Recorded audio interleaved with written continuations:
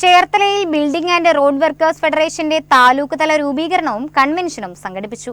ചടങ്ങിന്റെ ഉദ്ഘാടനം KPCC general secretary advocate S Sarath നിർവഹിച്ചു. ബിൽഡിംഗ് ആൻഡ് റോഡ് വർക്കേഴ്സ് ഫെഡറേഷന്റെ താലൂക്ക് തല രൂപീകരണവും കൺവെൻഷനും ചേർത്തല വുഡ്ലാൻഡ്സ് ഓഡിറ്റോറിയത്തിൽ വെച്ചാണ് സംഘടിപ്പിച്ചത്. ചടങ്ങിന്റെ ഉദ്ഘാടനം KPCC general secretary advocate S Sarath നിർവഹിച്ചു.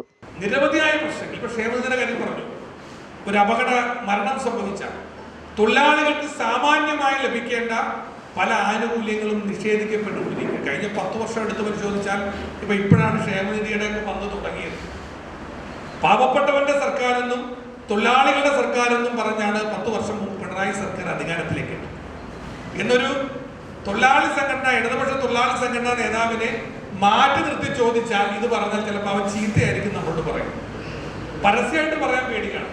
ഒന്ന് മാറ്റി നിർത്തി ചോദിച്ചാൽ ചീത്തയായിരിക്കും പറയും. ഞാൻ അഭിമാനത്തോടെ പറയുന്നു, ഇന്ന് കേരളത്തിൽ ഒരു UDF സർക്കാർ അധികാരം ഏറ്റെടുത്തിട്ടുണ്ടെങ്കിൽ ഒരു കോൺഗ്രസ്സുകാരന്റെ മാത്രം വോട്ട് കൊണ്ട് നേടിയ ഭൂരിപക്ഷമല്ലെന്ന് നമുക്കറിയാം.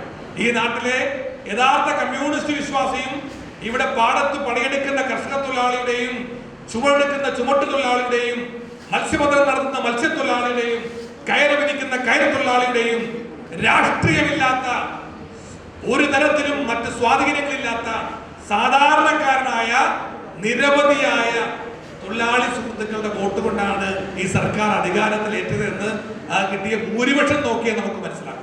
ജില്ലാ പ്രസിഡന്റ് ജോസഫ് അധ്യക്ഷത വഹിച്ച ചടങ്ങിൽ സംഘടനാ ജനറൽ സെക്രട്ടറി സേവ്യർ മുഖ്യപ്രഭാഷണം നടത്തി.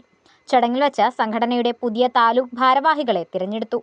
സെക്രട്ടറിമാരായ Roy, Satheesan, Sivadas, INTUC block president Suresh Babu, Tomy Mullappally, Jayakrishnan Maruthorvattom തുടങ്ങിയവർ സംസാരിച്ചു.